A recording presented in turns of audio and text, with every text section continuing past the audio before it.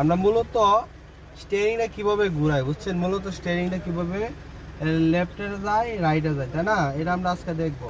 আর স্টিয়ারিংটা মূলত কি ঘড়ির কাটার মতন, ঠিক না? এটা গোল বৃত্তকার না।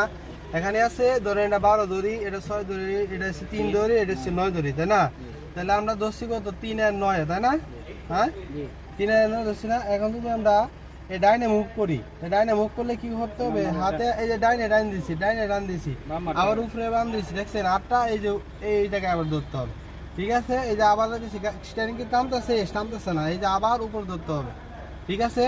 এই যে ফুল কেটে ফেললাম, ঠিক আছে?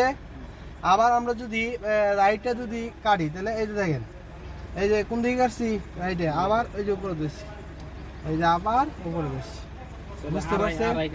হ্যাঁ, আড়াই মোট 3 পেজ, মোট 3 দেড় 3, এই যে দেখছেন এই যে ইজি ভাবে ঘুরবো, একদম স্লো ভাবে ঘুরবো, আপনারা যেভাবে মন চায় এভাবে ঘুরাইতে পারেন, ঠিক আছে?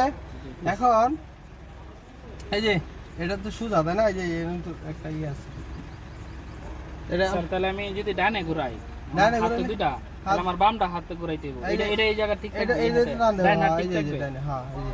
আর বামে আর ঘুরাইতে দেন আমরা যদি এভাবে করি, দেন এই যে হাতে এরকম হয়ে যাবে, তাই না? এরকম হওয়া যাবে না, ক্রস হয়ে যাবে।